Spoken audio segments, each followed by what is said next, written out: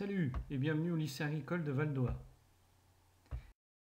C'est moi qui vais te présenter la formation du CAP jardinier paysagiste. Pour comprendre ce que fait un paysagiste, allons tout de suite nous promener dans un jardin qu'il a lui-même créé. Tout d'abord, il a planté des arbres, des arbustes ou des haies dont il doit assurer l'entretien. Ensuite, il a semé du gazon dont il doit assurer la tonte. Puis, il a créé un massif dont il doit assurer le désherbage et l'entretien. Et pour finir, il a créé une allée en pavé et sur le devant de la maison, il a posé des escaliers et créé un muret. Qu'est-ce qu'on apprend en formation? Ce qui t'intéresse essentiellement, il y a des travaux pratiques dans lesquels on apprend à décaisser, c'est-à-dire à creuser des trous en respectant les bonnes positions et en utilisant les bons outils, comme Esteban sur la photo, à poser des pavés de niveau, ce qui n'est pas forcément facile, ensuite à utiliser le tailleul électrique, à créer des massifs et quand on commence à maîtriser un peu, à faire de la véritable création végétale et minérale.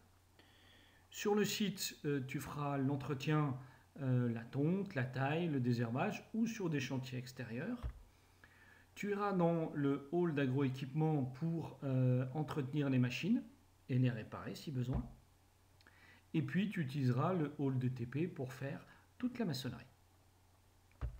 Ensuite, il y a des cours techniques où essentiellement tu apprendras à reconnaître les végétaux et à comprendre comment ils poussent. Ensuite, il y a 13 semaines de stage sur la formation qui peuvent être faites dans une entreprise ou en mairie. Donc au début, tu apprendras à désherber, à ratisser et ramasser les feuilles ou à utiliser le souffleur. Et puis, quand ça ira de mieux en mieux, le patron pourra t'apprendre notamment à, par exemple, tailler les haies ou à faire d'autres activités. Tu trouveras aussi des autres cours, comme tu es au collège, du français jusqu'à l'EPS. Et puis, il y aura des projets et des sorties.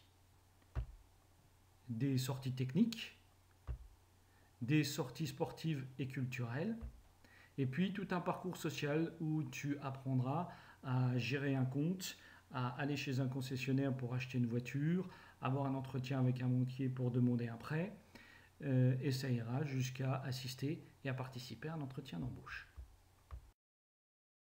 Qu'est-ce qu'on peut faire après son CAP? Deux possibilités. Soit rentrer dans la vie active directement chez un paysagiste, ou alors dans une mairie, soit on poursuit ses études en bac pro, au lycée par la voie scolaire ou au CFA par la voie de l'apprentissage, ou tout autre diplôme comme par exemple le brevet professionnel.